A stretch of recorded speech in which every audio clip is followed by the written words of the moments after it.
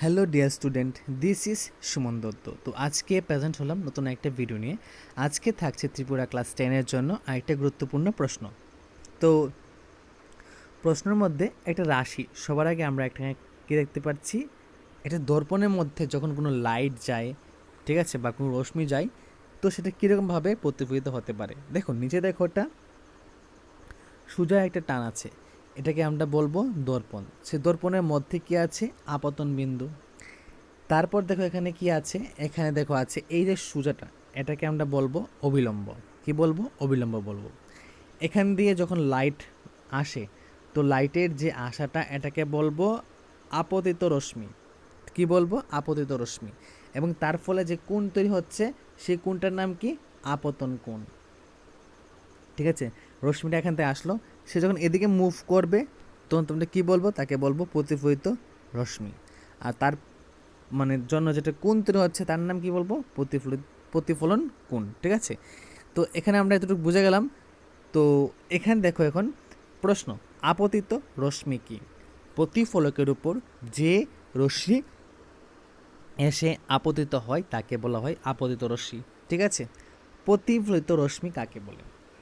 প্রতিফলক থেকে যে রশ্মি প্রতিফলিত হয়ে প্রথমে বা প্রথম মাধ্যমে ফিরে আসে তাকে বলা হয় কি? প্রতিফলিত রশ্মি। আপতন বিন্দু কি? প্রতিফলকের যে বিন্দুতে কোনো আলোক রশ্মি এসে আপতিত হয়, প্রতিফলকের যে বিন্দুতে কোনো আলোক রশ্মি এসে আপতিত হয়, তখন তাকে কি বলে? আপতন বিন্দু। আপতন কোণ কি? আপতিত রশ্মি আপতন বিন্দুতে প্রতিফলকের উপর অঙ্কিত অবিলম্বের সঙ্গে যে কোণ উৎপন্ন করে তাকে আপতন কোণ বলে। ঠিক আছে, প্রতিফলন কোণ কি? প্রতিফলিত রশ্মি যখন আপতন বিন্দুতে প্রতিফলককে উপর, ঠিক আছে, এটা কিন্তু প্রতিফলক। ঠিক আছে, কী হবে এটা? এটা আমি লিখে দিচ্ছি আবার, প্রতিফলকের। ঠিক আছে, প্রতিফলকের তো উপর অঙ্কিত অবিলম্বের সঙ্গে যে কোণ উৎপন্ন করে তাকে বলা হয় কি? প্রতিফলন কোণ। তো এখানে প্রতিফলন কোণ, আপতন কোণ, আপতিত বিন্দু, প্রতিফলিত রশ্মি, আপতিত রশ্মি, আশা করি এই ব্যাপারে আর তোমাদের কোনো ডাউট থাকলো না। যদি আজকের ভিডিও তোমাদের কাছে ভালো লাগে থাকে এবং রশ্মি সম্পর্কে যেটা ছোট্ট একটা ডিসকাস আমি করেছি, অবশ্য সবারই ভালো লাগবে। তো যদি ভালো লাগে তাহলে চ্যানেলটাকে শেয়ার করবে। ঠিক আছে, ওকে। শেয়ার করার জন্য বলছি, কারণ শেয়ার করলে তোমাদের মতো আরও 10জন দেখতে পারবে।